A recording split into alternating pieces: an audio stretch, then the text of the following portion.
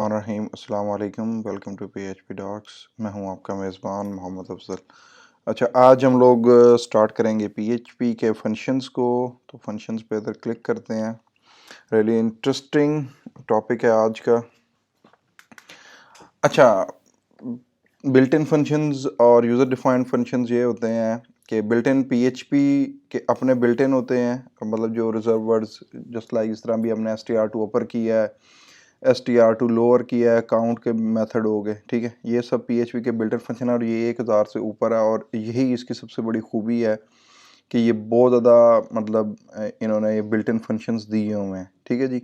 दूसरा आ जाता है user defined functions. User defined functions हम लोग क्यों यूज़ करते हैं कि जब भी हम कोई एक काम बार बार रिपीट कर रहे होते हैं तो बजाय इसके कॉपी पेस्ट करने के हम क्या करते हैं, उसका फंक्शन बना लेते हैं। फिर जब हमें ज़रूरत पड़ती है हम उसको बार बार कॉल कर लेते हैं, ठीक है जी। फंक्शन उस वक्त तक कॉल नहीं होता जब तक हम उसे बुलाते नहीं हैं किसी जगह पर, उस वक्त तक ये एग्जीक्यूट नहीं होगा, ठीक है जी। उसके बाद पेज लोड के ऊपर भी फंक्शन एग्जीक्यूट नहीं होता। वो प्रोसीजरल लैंग्वेजेस के अंदर होता है आपका कि जो मतलब आ जाए सामने तो उसको एग्जीक्यूट कर देते हैं, लेकिन स्ट्रक्चरल लैंग्वेज के अंदर, ये मॉड्यूलर लैंग्वेजेस के अंदर ये नहीं होता जब तक कि हम उसको कॉल ना कर लें। तो सिंपल फंक्शन हम एक बनाते हैं फाइल। ये मैंने अभी रखी हुई है फाइल क्योंकि मैंने कहा कि इसको हम यूज़ करेंगे। सॉरी, मैंने ये इंटेलिजेंस इनेबल की हुई है, fun फंक्शन डॉट PHP, ठीक है जी। अच्छा, बेसिक सिंटैक्स इसका ये है, फंक्शन का कीवर्ड लिखेंगे माय फंक्शन नेम और ये यहाँ पर स्मॉल ब्रैकेट्स, उसके बाद ये करली ब्रेसेस और ये आपका फंक्शन राइट हो गया, ठीक है। ये पैरामीटर्स की जगह होती है। पैरामीटर्स अगर आपने पास करने हैं फिर वो आप मेथड के अंदर उसको जो भी आपने कोड राइट करना है वो यहाँ पर लिखें। अगर आपने कोई वैल्यू रिटर्न करनी है तो आप रिटर्न का कीवर्ड यूज़ करके वैल्यू रिटर्न करेंगे। तो हम मुख्तलिफ फंक्शंस को ट्राई आउट करते हैं इसके अंदर, ठीक है। सबसे पहले हम लोग जस्ट एक सिंपल फंक्शन तैयार करते हैं जो कि क्या करेगा, एक हेलो वर्ड लिखा देगा भाई, या हेडिंग में कोई भी चीज़ लिखा दे, ठीक है जी। Function welcome message echo h1 welcome to PHP talks। नहीं जी, लिखा गया। अब हम जाके इसको localhost PHP talks function dot PHP, कुछ भी नहीं आ रहा। क्यों? क्योंकि हमने अभी तक इसको कॉल नहीं किया।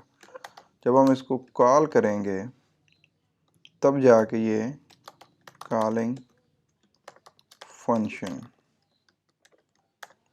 आ गया अभी इधर। अब मैं दोबारा इसको अगर कॉल करता हूँ, calling for second time welcome message, नहीं दोबारा लिखा के जितनी बार कॉल करते जाएंगे उतनी बार एग्जीक्यूट होता जाएगा। और ये जेनेरिक क्वालिटीज़ भी आपके कोड के अंदर पैदा करता है फंक्शन। फॉर एग्जांपल, आप इसको बार बार उठा के कॉपी पेस्ट कर रहे होते 10 जगह पर, यहाँ पर भी, यहाँ पर भी, यहाँ पर, इस तरह से, ठीक है। या एकदम से आपको यहाँ पर चेंजेस करनी पड़ जाती तो क्या करते हैं आप लोग, आपको बार बार इस लाइन में भी चेंज करना पड़ना था, इसमें भी, इसमें भी, इसमें भी। जब ये फंक्शन बना हुआ है, ठीक है, अब ये यहाँ पर भी यूज़ हो रहा है, यहाँ पर भी यूज़ हो रहा है, welcome to PHP docs and learn new skills, ले जी, ऑटोमेटिकली वो हर जगह पर अपडेट हो गया। तो फंक्शंस के ये बेनिफिट होते हैं। अब हम एक फंक्शन ऐसा भी तैयार करते हैं जो कि पैरामीटर लेगा, ठीक है जी। पैरामीटर लेके उसको हम प्रिंट करवा देंगे, ठीक है। अभी मैं इसको एक दफ़ा रिमूव करता हूँ, ये एक जस्ट इनफ है, ठीक है जी। Function welcome to user $sign name, ठीक है जी। अब ये पैरामीटर ले रहा है। अब देखिए पैरामीटर में वेरिएबल एक टाइप कर दिया, ठीक है जी, echo h1 वेलकम मिस्टर, ठीक है जी, जो भी आ गया $sign name to PHP docs. अब देखें इसको हम कॉल करते हैं welcome to user Mohammad Afzal. Oh, so sorry. Welcome to use. Oh, sorry. हमने इसको डॉट लगाना था, प्लस लगा दिया। Welcome mister Mohammad Afzal to PHP docs. ठीक है, तो ये वो मेथड हो गया जिसमें हम पैरामीटर को पास कर रहे हैं। ठीक है, लेकिन सबसे बेस्ट मेथड वो होता है जो पैरामीटर से वैल्यू ले और रिटर्न कर दे, खुद से एको ना कर पाए। ठीक है, अब जस्ट लाइक मैं इसकी एक एग्जांपल आपके साथ और शेयर करता हूँ। मैं एक सिंपल फंक्शन बनाता हूँ यहाँ पर, फंक्शन एट $a, $b। ठीक है जी, एको $a प्लस $b। ठीक है, अब मैं क्या कर रहा हूँ,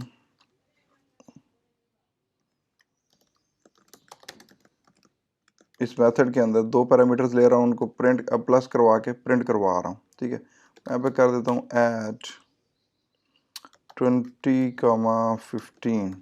ठीक है, 35 आ गया इसका। ठीक है, लेकिन अब मैं चाहता हूँ कि इसको मुझे एक और चीज़ के अंदर यूज़ करना। फॉर एग्जांपल मैं ये वाली इक्वेशन करना चाह रहा हूँ।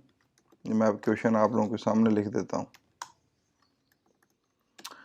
ब्रैकेट्स के अंदर आ गए a प्लस बी प्लस सी। ठीक है, अब क्या करेंगे, अब यहाँ पर अगर मैं इस फंक्शन के अंदर दोबारा से ऐड लिख के मतलब 15,20 करना चाहूँ भी तो ये क्या करेगा, ये देखें ये एरर दे देगा। ओह गुड, 35 और 20 उसने अलग अलग कर दिया। पहले वैसे ये एक्सेप्शन थ्रो कर देता था।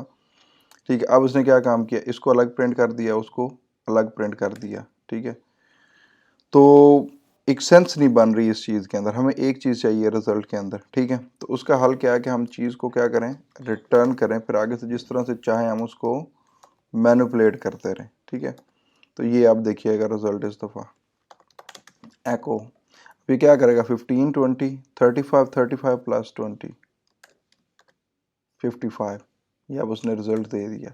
ठीक है, तो अब ये एक बेटर अप्रोच हो जाती है कि आप वैल्यू रिटर्न करवा के उसको किसी एक वेरिएबल के अंदर स्टोर भी करवा सकते हैं, उसको मैनिपुलेट कर सकते हैं। फॉर एग्जांपल हमने एक तैयार करना है परसेंटाइल का, परसेंटेज निकालने के लिए फंक्शन परसेंटेज $a, ये क्या कहते हैं हम लोग, नंबर।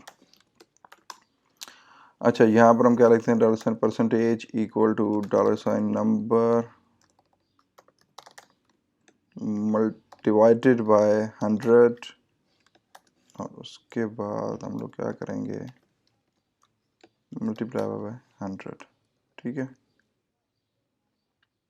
ये असल में टोटल अभी मार्क्स है हमारे पास, तो उससे हम लोग कर रहे हैं। फॉर एग्जांपल ये हम एक और चीज़ यहाँ पे कर देते हैं, नंबर एंड टोटल।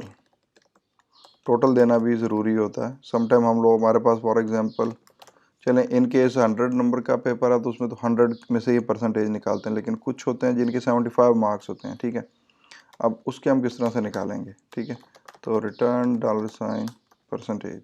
ठीक है, अब मैं क्या करता हूँ मैथमेटिक्स के, फॉर एग्जांपल एको परसेंटेज, यहाँ पर 50 आए हैं जी, कितने में से, 75 में से। ठीक है, तो ये देखें अब परसेंटेज आपको 66.667 निकाल के दे दिया। बार बार आप इसको कंज्यूम करते जाएं यहाँ पर भी। ठीक है जी, उसके बाद एको परसेंटेज 75, 100 टोटल मार्क्स हो गए, तो ऑब्वियसली 75 ही ये निकाल के देगा। ठीक है, अच्छा एक फंक्शन क्यों ना हम लोग BR का भी तैयार कर लें, फंक्शन, लेकिन वो वैसे हमारे पास डिफाइन के अंदर ही ठीक लगता था, इसलिए हम उसको डिफाइन के अंदर ही रख लेते हैं।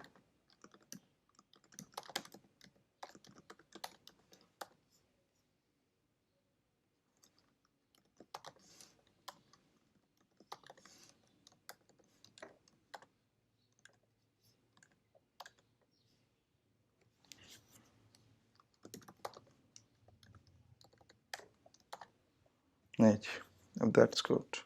अब यानी कि अब सिंपल एक एग्जांपल है कि आपने एक फार्मूला परसेंटेज का तैयार किया, आप उसको जहाँ पे जितनी बार मर्जी चाहे यूज़ करना चाहें, बजाय इसके कि बार बार आप इनको उठा के फिर आप उसको वो फार्मूले को उधर उसके अंदर रख के एग्जीक्यूट कर रहे होते। तो हमने उसको क्या कर दिया, जेनेरिकली एक जगह पर कर दिया। ठीक है, तो ये हमारे मेथड्स कवर हो गए।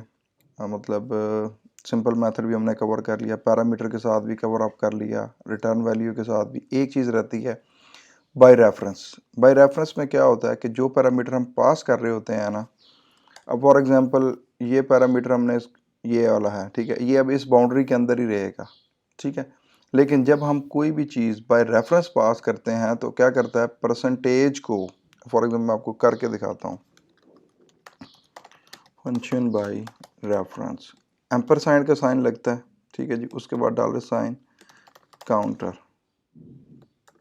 ठीक है जी, और यहाँ पर मैं क्या करता हूँ, dollar sign counter plus plus. ठीक है जी, ये इतना हो गया। अब उसके बाद ना कोई वैल्यू मैं रिटर्न कर रहा हूँ, ना को प्रिंट करवा रहा हूँ। अभी मैं आपके सामने एक काम करूँगा, डॉलर साइन यूज़र काउंटर,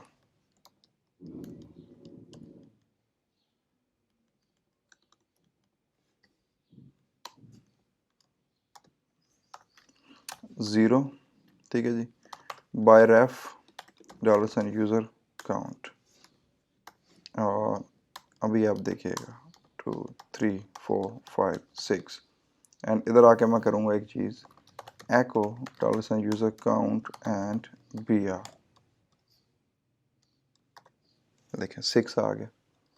ना कोई इसने वैल्यू रिटर्न की है, ना हमने कुछ एको करवाया फंक्शन के अंदर। तो अब ये किस तरह से हो रहा है, जब ये हम एम्परसैंड का साइन लगाते हैं, ठीक है, तो ये क्या करता है कि जो भी पैरामीटर हम इसके अंदर पास कर रहे होते हैं ना, तो इसका ये एड्रेस उठा के इसको दे देता है। लेकिन दूसरों में क्या होता है कि वो सिर्फ उनकी वैल्यू उठा के अंदर पास कर रहा था। जब इनका एड्रेस पास हो रहा होता है तो ये जो वेरिएबल है काउंटर, ये पॉइंट डायरेक्ट इसको कर रहा होता है, इस वाले को, यूज़र काउंट को। ठीक है, तो ये बहुत रेयर चांसेस में हम लोग इसको कंज्यूम करते हैं, क्योंकि डायरेक्ट एक्सेस पर आ जाती है। ये उस वक्त यूज़ कर रहे होते हैं जब हमारे पास को मल्टीपल ऐसा सिनेरियो होता है यार, जहाँ पे मल्टीपल सेशंस का हो या कुछ इस तरह का हो, फिर हम उसको ज़्यादा अच्छे तरीके से यूज़ करते हैं। लेकिन मैंने इसको रियली अपना कभी इस तरह से यूज़ नहीं किया इस चीज़ को। ठीक है, अब सी प्लस प्लस में तो चलें ठीक है, या हार्डवेयर प्रोग्रामर इसको यूज़ करते होंगे मेमोरी की, मतलब वो मेमोरी को सेव करने के लिए। ठीक है, या मेमोरी के कंजप्शन को रोकने के लिए, ज़्यादा कंज्यूम ना हो, तो उसके लिए मेमोरी एफिशिएंसी के लिए ये पैरामीटर पास बाय रेफरेंस हम लोग ज़्यादा यूज़ करते थे। ठीक है, तो ले जी, आज हमारी ये मेथड्स भी कवर अप हो गए अल्हम्दुलिल्लाह सारे के सारे। ठीक है, इन पे अच्छे तरीके से प्रैक्टिस करें। आप जितना प्रीवियसली काम किया हम लोगों ने, एक मेथड बनाएं जो कि आपसे क्या करें, टेबल लें, टेबल नंबर लें, उसकी स्टार्ट रेंज लें और उसकी एंडिंग रेंज लें। ठीक है, और बदले में आपको वो, ठीक है, उसको रिटर्न ना भी करवाएं, आप प्रिंट करवाते जाएं। ठीक है, अब उसके अंदर आप लूप के भी चलाएं, बाकी चीज़ें चलाएं, फिर एक फंक्शन बना लें आप लोग। ठीक है जी, जो कि जस्ट क्या करें, प्रिंट द इवन और odd number from and to specific range, यानी कि इसमें एक पैरामीटर आ जाएगा इवन ऑड का, वो आपका करेक्टर भी हो सकता है, ई या ओ भी आप लिख लें उसके अंदर। ठीक है, सेकंड पैरामीटर होगा जी आपका फ्रॉम कहाँ से, थर्ड पैरामीटर होगा आपका टू कहाँ तक जाना है। ठीक है, तो आप इस तरह का भी फंक्शन एक तैयार करें। ठीक है जी, मुख्तलिफ और भी इस पर एक्सपेरिमेंट्स करें जिस तरह से आपको एक चीज़ अच्छी लगे। ठीक है जी, तो इंशाल्लाह नेक्स्ट लेक्चर में हम लोग कवर करेंगे स्ट्रिंग फंक्शंस को। तब तक के लिए इजाज़त दें, अल्लाह हाफिज़।